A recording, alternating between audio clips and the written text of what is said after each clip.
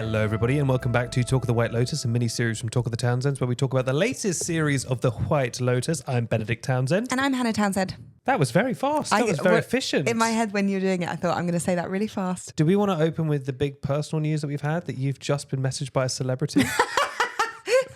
I'm currently, Chris Hemsworth is in my DMs. The Chris Hemsworth. He's got 17 followers. Mm-hmm. No, he follows one person. Okay. He follows 17 people and he's got one follower.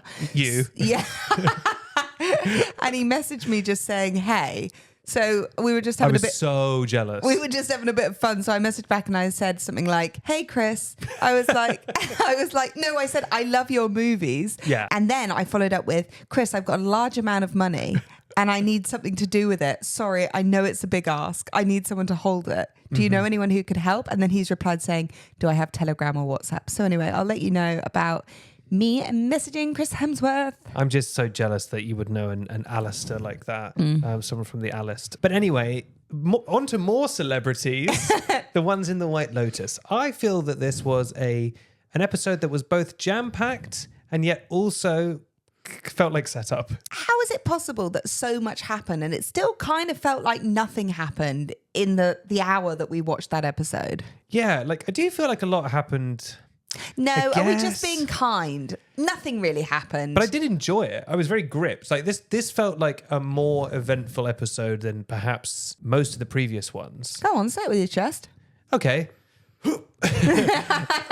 It was an eventful episode. It was at least quick pace. Like almost every character was getting like action that had been built up before was happening. Yeah. Or in most cases not happening, but nearly happening. I wanted to feel in my tummy a little bit more excited. The idea of like the girls on the boat and the party and an endless opportunity. And I didn't quite feel that sense of momentum that I thought I would feel, where we've built up to this thing. Something's going to happen. Like, is Amy Lou's character going to get off with the French Canadian lady? Like, the girls going wild at the party. Are they being spiked? And for some reason, I just didn't have that adrenaline. Maybe I'm tired or maybe it wasn't there. Was it there for you? No, I think you're right, because ultimately none of that stuff did happen. I mean, the big thing that happened in the episode, I suppose, was that the brothers kissed, which was, something that none of us wanted to happen. Yeah, you're right. But expected to happen. But because it was so kind of telegraphed, it wasn't like that shocking. It was shocking because it's gross, but it wasn't shocking that it happened. It didn't come out of nowhere. You're right. In the previous White Lotus, where we've been building up to like an affair, and then it's like they finally kiss or they finally do it. It's like, yay. When the brother kissed, I was like, Christ. Yeah. Seeing as we talk about the brothers, why don't we talk about them first? Because that was the sort of most fireworky thing. There was literally some fireworks. Imagine being on drugs watching those fireworks. I can only imagine how fun that would have been. What is the budget of this show, by the way? All I could think in that scene were how many paid extras there were. Yeah. When they were walking through that town, the brothers and the ladies, I was like, there must be so many people who are on the clock. Unless it was already an event and they... No, you can't do that. It's do White that, can Lotus. you? Yeah. And also all of those extras, if you're like filming nighttime scenes, it's usually double pay. I don't know the Thailand laws, yeah, but you usually get double pay for working through the night. That's why I was always working through the night when I was an extra, because you get double the pay. Those fireworks were real as well. The fire was real. It was a showy episode, definitely. So let's talk about the brothers, because it felt like a bit of a dynamic power play shift we saw this episode, right? Well, notably, Saxon had that quote where he said something like, a lot of people just want stuff done to them. People don't want to do stuff. They want to be led. They want to be passive. And then he, for the first time, was passive. He was having stuff done to him. The little brother pressured him into doing the drugs. The little brother kind of seemed to be the one driving the kiss. Yes. Like Saxon himself became a bit of not a victim, but he wasn't quite as alpha this episode as he would perhaps believe he is. Yeah. Lachlan led that kiss. They had a quick peck, but then Lachlan was the one who locked it in. He went back for seconds, didn't he? He did. Well, Lachlan said, one day I'm going to take you down. Yeah. What does that mean? And in what way does he want to be? It doesn't feel like he wants to be the alpha. I'm not sure what he wants. No, it doesn't feel like he really resents his brother and he wants to get him. He was almost sizing him up a bit at the beach, when he was sort of massaging his back and everything. Yeah. It's almost like he's become the predator and the brother's become the prey. Yes. It's all very unsavory. But we're getting ahead of ourselves. Let's jump to the beginning and go through it sort of chronologically. Kind of, sort of. Yes. So you said last episode that Piper, she needs to do something. Yeah, I was like, I need that girl to do something in this show. And she still kind of did nothing. Yeah. But she then came out that she was a Buddhist. Have we been missing the signpost that she's a Buddhist? Not really. I mean, she's not in the show that much. And I guess she's interested in the temple. So I guess you can infer it. But she wants to move here so she can literally meditate for a year. Have we seen her? Obviously, she was meditating this episode. I felt that was a bit like, you know, when you say something and then you have to follow up with the action. But I was like, have we seen her sitting and meditating before? Is this something she does? I'm not. Well, I think that's meant to be the point. I don't think she is really. Right. Like, I don't think she has a lot of conviction about this. And I think that was very much her being like proving to the world, like, see, I'm literally sitting down and meditating in that way of like. And I think, you know, they had that line where she said something like, it's not that I don't know what I want to do. This place will help me discover what I want to do, which is just a fancy way of saying, I don't know what I want to do. She actually said it's not that I don't have a purpose, but That's this it. place will show me what my purpose is. So it's like, so you don't have a purpose then? Yes, you don't have a purpose. Yeah, you're unsure of what that purpose is. It does feel a little sort of like super rich kid gap year kind of like, oh, I'll just kind of cosplay as Buddhist for a year and maybe that will solve my problems or whatever. I'm struggling a little bit with Parker Posey's character because I feel like all of the other characters in the show, there is some sense of them feeling like real people. Yeah. And she really takes me out of the world. I feel she is such an unbelievable character. As someone who would exist. I'm not saying that people don't have parents who come out with like outlandish statements and also feel like they're a Christian even if they're not, you know. I think all these things, but I just am struggling a little bit to like believe her as a person. I think now, especially that she's not on the lorazepam all the time. So she's not really as kind of dopey as she was. It makes less sense that she's still so like extremely spacey. I mean, I suppose she is drinking a lot and has been taking pills for years. But what is it about her that you find so unbelievable? I don't know if it's the delivery of the lines or like, I just don't know that I've met someone who is this heightened of a person where she's shouting that they're in Taiwan. Yeah. I'm struggling a little bit with it because I just don't think most people you can say, I know a person with a good heart, like, I know a kind person with a good heart, like Gaitok. I know a quite self-obsessed group of women who all bitch about each other behind their back, like the three women. You and your mates, yeah.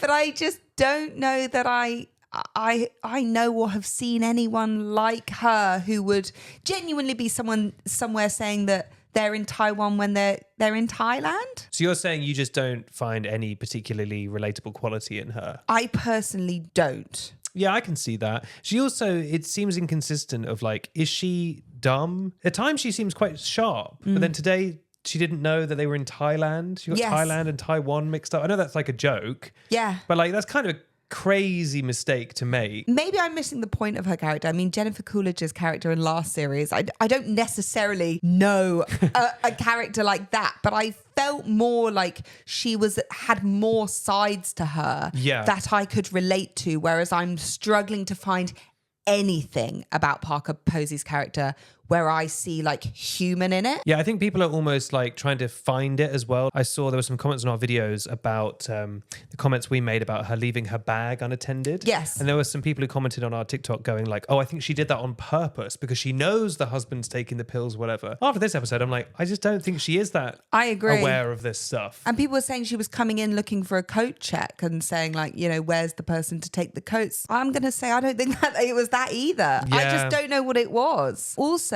if it was this smart plan to leave her bags because she thought someone was stealing her pills, why then didn't she follow up on that? I know. If that was the whole reason and then the pills were taken, everyone's trapped on a boat. Who's got the pills? Let's find out. Let's pretend to leave my bag and then keep an eye on it so I can see who is stealing my pills. Like, you can't set up a trap, a little mouse trap for someone, but then not follow through and see it and then be like, well, it was clearly a trap. Because it's like, well, what's the trap? Well, that's the thing. I don't think there was a trap That's at all. what I'm saying. I thought maybe in that moment where he nearly shot himself and then didn't, I thought that would maybe be a moment of revelation from her where she's like, by the way, I know you were the one taking my pills. But it wasn't. It was just like another sort of slightly out of it moment from her. And it's like, All right. Should Should we talk about the girls' big night out? Yes, the three ladies. The three ladies. They're all such snakes in different ways. Each episode, I'm like, who is the biggest snake? I think this episode, obviously, it's Jacqueline, the famous one, the biggest snake. It was so funny. We saw it. That was a little bit salacious and fun at the end. That was a fun, twisty moment. That we something we saw coming, that we were kind of like, that's what's going to happen. It's going to be telling her friend, you should get with him. You should get with him. Also, that guy is ripped. My goodness gracious me, he is ripped. Setting the friend up. We kind of saw it coming, but still fun to see it play out. These three characters, I think, have been really nicely developed. Each episode, you get a new thread in the weird cursed spider web that is their friendship. Every episode, one of them is better or worse. Like, I think Kate, I think her name is, the one with the bob this episode, she was being a bit of a killjoy, but actually on reflection, I think she was like the most sensible. Like, she was looking out for them. Like, these men who you don't know keep just handing you drinks and you're just drinking them. Yeah. You invite them back to your place. They're stripping naked. Like, yes, okay, she wasn't joining in the epic party, but she was the one who was like, maybe I need to look out for these. It's a sign, actually, that she is their friend, because she was like, they've been bitching about me, I could leave them. But she's like, no, I better make sure they don't get murdered by these gents. Yeah. It was also some really funny, good comedic acting when she was like, say hello to your family for me. Yeah. As they were leaving, I was like, that's funny. And her sat round in her pajamas where, the other one's taking her bikini top off, and like the two different sides of that was really funny. I was trying to understand, I guess, what the purpose of her character was in those scenes. Yeah, is it that actually she is a good friend, she's looking out for people?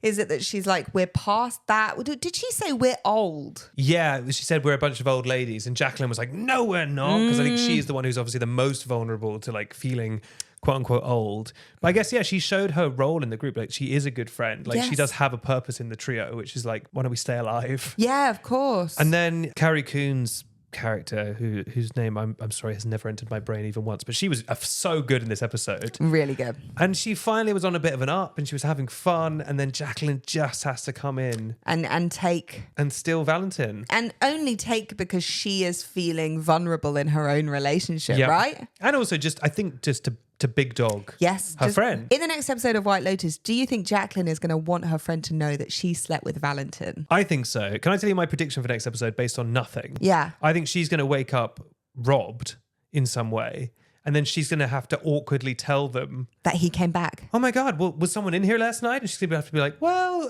there was someone in here last night. I mean, maybe it's too obvious if he robs her, because it's like, well, we know who he is. Yes. But I don't know. I feel like there'll be some kind of scenario like that where she's forced to reveal. But I think she also wants the friends to know. But she's married, so that goes against one, that her relationship isn't so happy. So would she want them to know that? That's true. But on the flip side, she also wants to kind of like, puff her chest out and say, I'm the one he wanted out of all of us. She wants to be desirable. She wants to be young and fun. Yeah. So I'm like, is she going to want to stick that knife in that she was the one who ended up going home with him? I reckon so. The friends are definitely finding out no matter what. I'm more just wondering, is she going to be the ones to tell them, or is it going to be revealed? Were they on drugs, by the way? Was that ever implied? I thought the way they were dancing, I was like, that's not giving kind of a vodka Red Bull. That's me on beer. Also, the music implied drugs to me. Yeah, it's just weird they didn't show it. Anything with like a beat like that, I'm like, drugs. Yeah. Anything with a beat and then like a slightly slow motion camera where someone's swishing their head around. Also, they're kind of sweaty. I think maybe drugs. I mean, we both thought, and I think other people have thought, that those shots were going to be laced with something, but it appears that they weren't. No, I mean, everyone was just drunk. Everyone was just really drunk. On that note, I like the Shia LaBeouf. Very funny. Very funny. Do you think that was scripted? I think so. Oh, okay. I trust Mike White. I mean, who knows if that's a real Russian phrase? I assume it is. Yeah. I'm going to learn that now for the next time I do a Russian cheers, which is probably rare. Organized religion and deviant sex go hand in hand. You've always said that. I've always said that. I thought that was a really interesting line that I wrote down. Well, she was referring to the Catholic Church in that moment. I would say organized. Well, she specifically called out the Catholic Church. Yes. Because that is, as someone who was raised Catholic for many years, yeah, they got a bad problem with that. But it was an interesting line. Again, quite an intelligent line from her. But she doesn't know that they're in Thailand.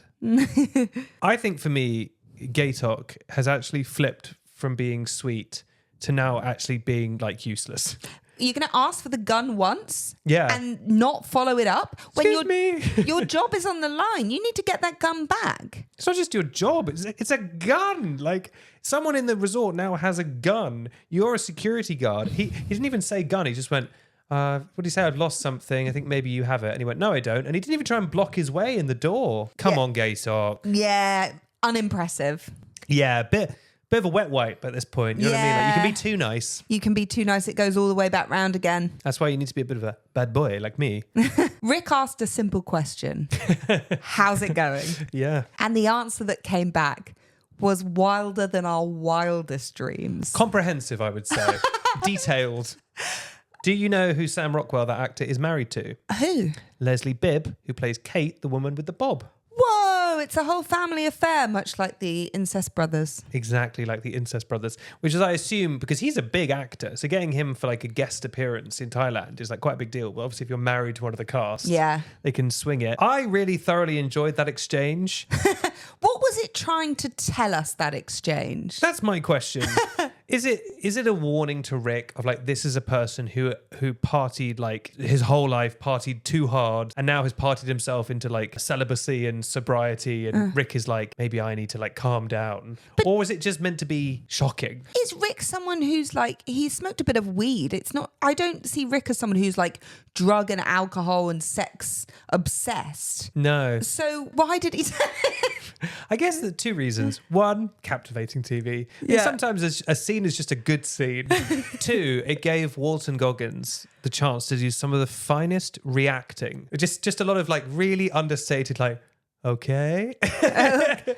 Because also he was doing a lot of good acting in the sense of like, he wasn't being too judgmental. No. He was clearly taken aback by the mountain of information, but you could see the character trying to be like, I don't want to be mean to my friend, and I don't want to seem like I'm judging my friend. So he was doing a lot of like slow nodding of like, okay.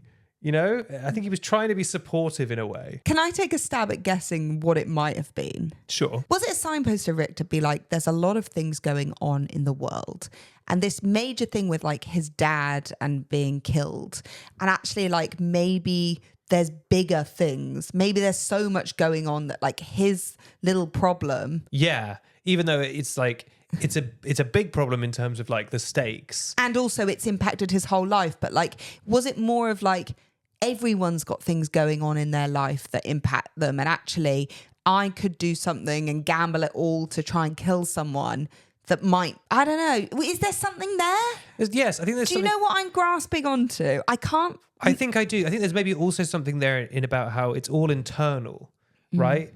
You know, this guy went out and he did all this stuff, but it was all eventually he needed to reckon with something inside himself. Right. You know, he was like, I'm going to do this thing. I'm going to do this thing with these people. But ultimately he had to make his peace with whatever was in his head. Got it. And it's the same with Rick. I think he's looking for all these external things. If I just kill this guy, if I just go to this place, whereas actually his trauma is his own and it's internal. I don't know if this is over analyzing it, but maybe there's something there. Are we trying to give purpose to this story? To this sex story. Maybe.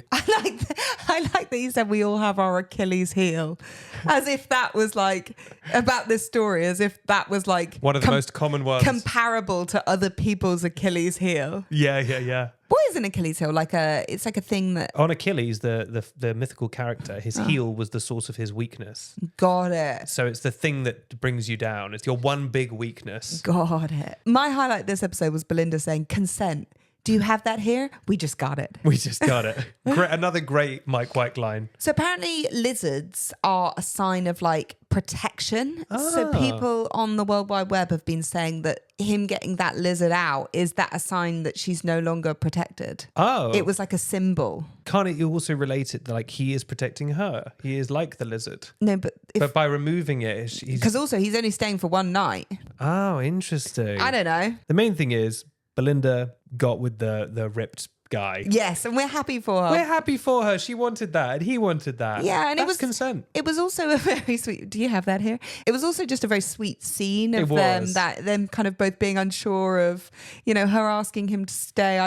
Very, very sweet. And Very, very we love cute. that for Belinda. It's nice that anything nice is happening to Belinda. So is Lucius Malfoy going to kill himself? What do we think? I actually don't think he is at this point. I Nah. think we've had too many close calls. I think it's too obvious. If I saw my dad sitting on a sofa, or we'd been at dinner with him and he's like sweating and so stressed, like, why is no one saying like, are you all right? Yeah. Is everything okay?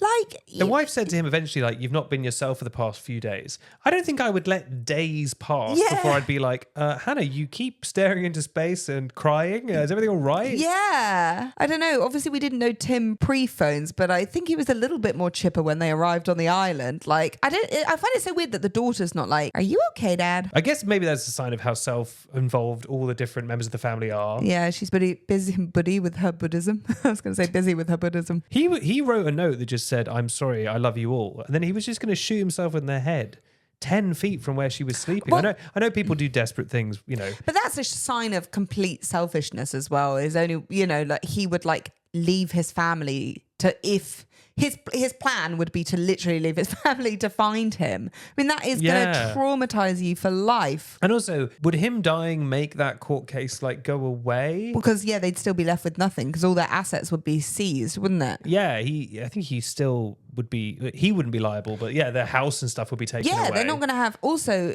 by the looks of it, no one, like the son works for the company, like all of their money is in that company to support themselves. Yeah. So killing yourself leaves a hell of a shit show for the rest of the gang. Yeah. I mean, yeah, look, he's in a very, don't want to make light of this topic in any way. He's in a difficult position, although of course this show is fake. Yeah. But yeah, it's an interesting move for him to be like, well, I guess I'll just... Also, he's got bigger things to worry about. His sons are literally getting off on a boat. I fear that if he knew that, he'd definitely shoot himself. Jesus. All right, then rate the episode out of, should we do 5 or 10? What's Letterboxd is 5. Let's do 5. I'd give it the thing is, I love watching the White Lotus. I give it like a 4. I think this one I was quite engaged by. Stuff was happening in this one, even if things weren't concluding in this one. Yeah. And I think it puts us in an interesting place for next episode. I don't know how many episodes there are in the season, but we've got at least one more. At least one, possibly 2 more. I'd like 2 more. I'd like 100 more, don't get me wrong. What would you rate it? This one wasn't my favourite, I won't lie. I'm sorry. That's okay. I'm really sorry, everybody. I thought it was... Hannah, that's okay. I thought it was okay. Don't cry. I just wanted, if there was going to be a bit of a high in action, I wanted to feel a little bit more excitement. And for some reason, it just didn't get me this episode. Like, I wasn't that excited about all the parties. Yeah, the boat party wasn't quite as big as you thought it was going to be. Yeah. The women's party wasn't as big as you thought it was going to be. Yeah, like not as much, I don't know. Sorry to end on a downer. Sorry. I do, Sorry to that man, Mike White. Anyway, we will be back with you on Thursday. With Talk of the Apprentice. Anyway, love you. Bye. Love you, bye.